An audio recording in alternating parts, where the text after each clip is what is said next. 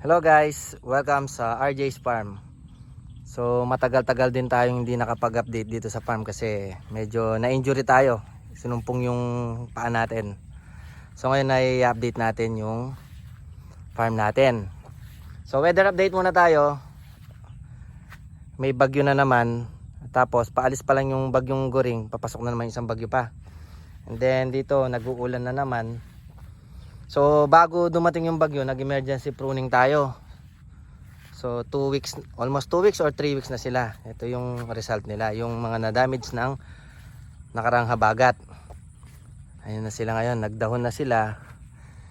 Yung mga Black Rivier. Yun nga lang, dahil to'y na-damage ng dalawang sunod na pagpupruning natin sa kanila, medyo wala sila sa kondisyon, kaya hindi sila masyadong naglalabas ng bunga. And then lagi pang nag-uulan. Ayan, bumabalik na naman yung batik. So kailangan natin laging mag-spray ng fungicide. Ayan, no, nandyan na naman yung mga naninira. Ayan, ano naman yung dahon nila. Ayan, nadadamage na naman ng fungus. So kailangan abang-abang din sa puro maintenance na ng pag-spray para anti-fungus. Maganda yung mga dahon nila. So ito mga to, almost 3 weeks na sila. So ayan, ito siguro, ito meron to. Naglabas siya ng bunga. So dahil hindi sila masyadong nakondisyon yan, medyo konti lang yung ilalabas niya na bunga. O kaya yung iba hindi maglalabas ng bunga. Then update tayo rin sa mga peyton. Ayan, yung mga peyton natin. Mga peyton yan. Nag-ano rin sila. Katatapos natin mag-spray ng fungicide. Kasi nung isang araw laging nag-uulan, di rin tayo makapag-spray. Mga peyton, yan, nakakondisyon na sila. And then, ito pala yung dating nagbunga ng marami, yung tatlo. Yung tatlong Brazilian na nagbunga ng marami. So, nagsulputan, nagka-pruning na tayo. Ayan, sumusulpot na yung mga bulaklak nila. So, mapapansin natin yung mga bunch ng bulaklak or bulaklak niya mahahaba. Ayan, yan ang magandang bunch niyan kasi once na nagbunga yan, mahaba siya. Ayan, kagaya ng mga to. Kasi dati yung mga unang bunga niya kumpol-kumpol, kagaya nito. Ayan, nakakumpol siya. So pag nagbunga yan, kokonti lang yung magbubunga niya. Kasi nakakumpul sila. Hindi kagaya nito, ayan. Kaya nito, ito ang haba. So more or less pag nagbunga yan, almost 1/4 kilo yan kung sakaling matuloy sila. So ayan siya. Ayan, mahaba yung mga binubunga niya. So ito, ayan, dadamage na naman sila, oh. So katatapos lang din natin mag-spray. Ayan. Nag-spray tayo ng detain or fungicide. Pero magpapalit ulit tayo kasi na-immune na nata sila sa detain. So ayan siya.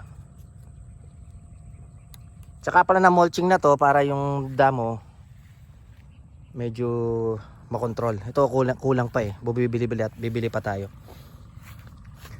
Yung mga ito rin, yung emergency pruning din to. Yung mga katauba kasi dahil sa pag-uulan inatake sila rin ng punggos, hindi na kaya ng spray. So isinabay na rin natin sila sa pruning. Ayan, pero isa nila, nagdadahon na rin ulit, nagbabad break na sila. Tsaka ito yung para yung mga Brazilian.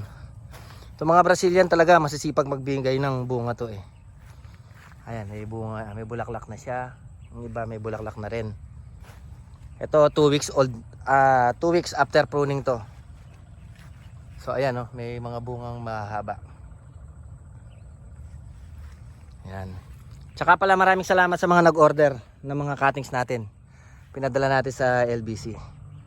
So sa susunod na pruning natin, i-announce ulit natin para yung mga gustong makabili ng cuttings makakapag-PM sa page. Tsaka i-update natin pala itong itong inaalaga nating giant mulberry. Yan, black giant ang tawag dito. Ayan. So habang inaantay natin sila, ayan, medyo nagbunga na siya. Ayan. Ayan, nagbibigay na siya ng bunga. So